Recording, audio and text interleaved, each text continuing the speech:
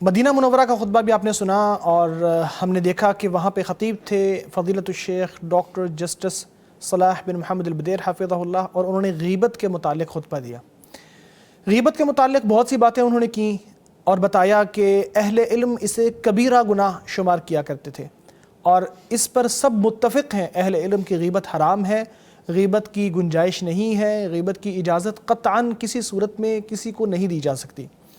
اللہ تبارک و تعالیٰ نے کلام پاک میں بھی اس سے منع کیا اور فرمایا وَلَا يَغْتَبْ بَعْضُكُمْ بَعْضًا، تم میں سے کوئی بھی ایک دوسرے کی غیبت نہ کرے۔ اور پھر بدترین مثال اس شخص کی دی کہ جو غیبت کرتا ہے، فرمایا تم میں سے کوئی یہ پسند کرتا ہے کہ اپنے مردہ بھائی کا گوشت کھائے، دیکھو تم خود اس سے کراہت کرتے ہو۔ اہل علم نے بیان کیا یعنی جس طرح تم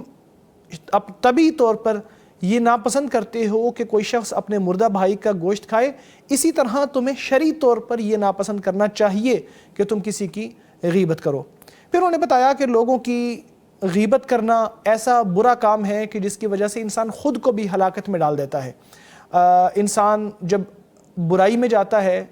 لوگوں کی برائی بیان کرتا ہے، تو یہ ایک ایسا زہر ہے جو انسان اپنی زبان پہ لے کے آتا ہے، جس کی وجہ سے وہ خود بھی ہلاک ہوتا چلا جاتا ہے۔ نبی اکرم صلی اللہ علیہ وسلم نے غیبت کی تعریف کرتے ہوئے فرمایا کیا آپ کو پتہ ہے کہ غیبت کیا ہے؟ صحابہ کرام نے عرض کیا کہ یا رسول اللہ، اللہ اور اس کے رسول کو زیادہ بہتر معلوم ہے۔ تو آپ صلی اللہ علیہ وسلم نے فرمایا غیبت یہ ہے کہ اپنے بھائی کو ان الفاظ میں یاد کرو جو اسے اگر پہنچ جائیں تو اچھا نہ لگیں۔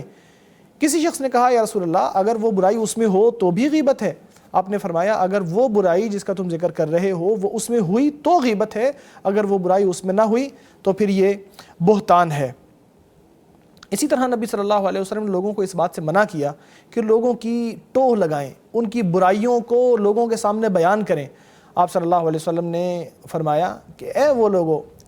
جو زبان سے تو مسلمان ہو گئے ہیں لیکن جن کے دلوں میں ابھی ایمان اترا نہیں ہے، لوگوں کی غیبت نہ کیا کرو اور ان کے عیبوں کے پیچھے نہ پڑو،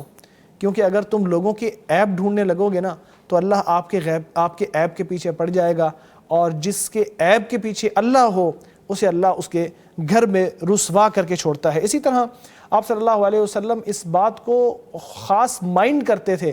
کہ ان کے سامنے کوئی کسی کی غیبت کرے، جیسا کہ اس حدیث میں آتا ہے جس میں سیدہ عائشہ رضی اللہ تعالیٰ عنہ نے سیدہ صفیہ رضی اللہ تعالیٰ عنہ کے بارے میں یہ کہا کہ وہ تو قد کی چھوٹی ہیں، تو آپ صلی اللہ علیہ وسلم نے اس بات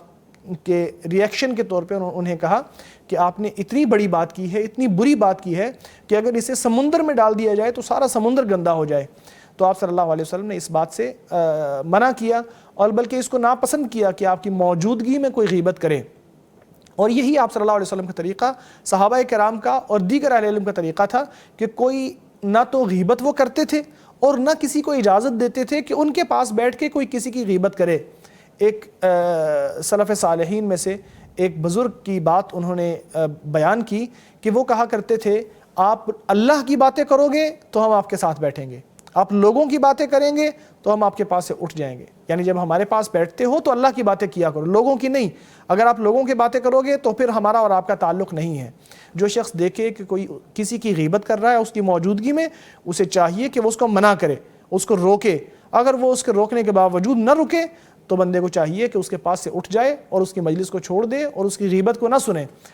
اسی طرح اگر کوئی شخص غیبت کرتا ہے اور غیبت کرنے کے بعد اسے ندامت ہو جاتی ہے، اسے احساس ہو جاتا ہے کہ یہ کبیرہ گناہ ہے اور وہ توبہ کر لیتا ہے،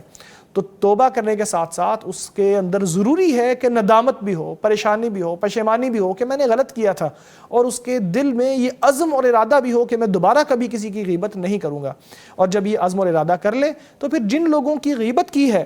کیا ان کو جا کے بتانا ضروری ہے کہ بھئی میں نے آپ کی غیبت فلاں جگہ پہ کی تھی، اب آپ سے میں معافی مانگتا ہوں، آپ مجھے معاف کر دیجئے؟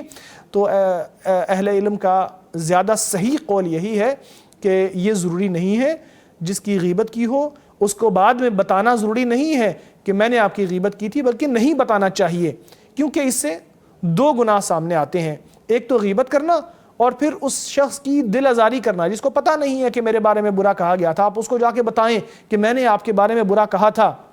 تو یہ اچھا نہیں ہے۔ تو دو برائیاں اس میں جمع ہو جاتی ہیں. لہٰذا بہتر یہ ہے کہ آپ اللہ سے توبہ کریں, ندامت اختیار کریں اور اللہ سے ڈر جائیں, دوبارہ کسی کی غیبت نہ کریں, اور جس شخص کی پہلے آپ نے غیبت کی ہے اس شخص کے لیے دعائیں کریں, زیادہ سے زیادہ دعائیں کریں, تاکہ اس کی غیبت کے بدلے دعائیں اس کو دے دیں, تو آپ نے جو اس کے لیے برائی کی ہے اس کے بدلے میں اس کو آپ دعاؤں کے ساتھ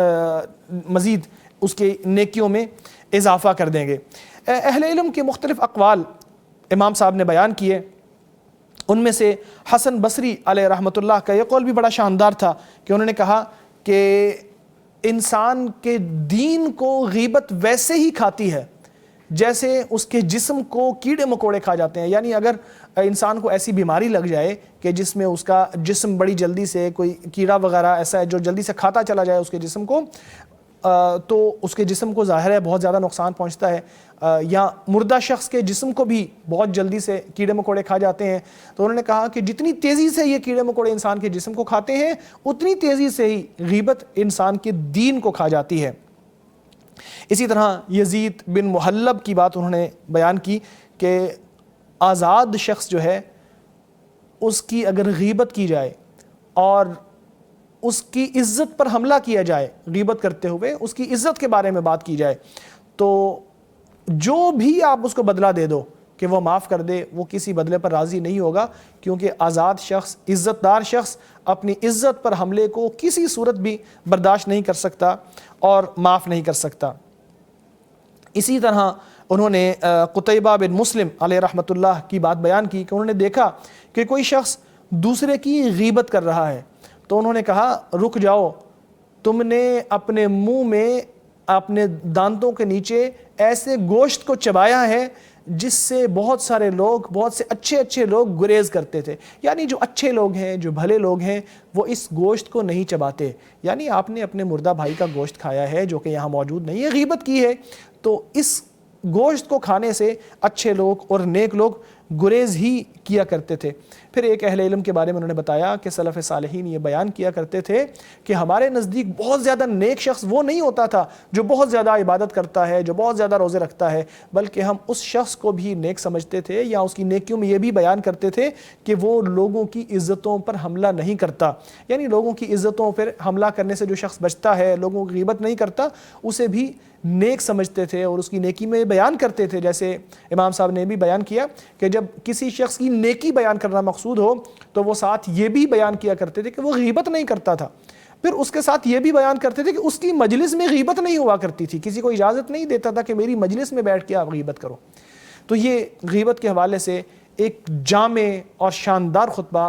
تھا جس کا خلاصہ میں نے آپ کے سامنے بیان کیا ہے. اللہ تبارک و تعالی ہمیں عمل کی توفیق عطا فرمائے. اور ظاہر سی بات ہے خطبے کے آخر میں بہت ساری دعائیں بھی تھیں مسلمانوں کے لیے اور حکمرانوں کے لیے اور فلسطین کے مظلوم مسلمانوں کے لیے.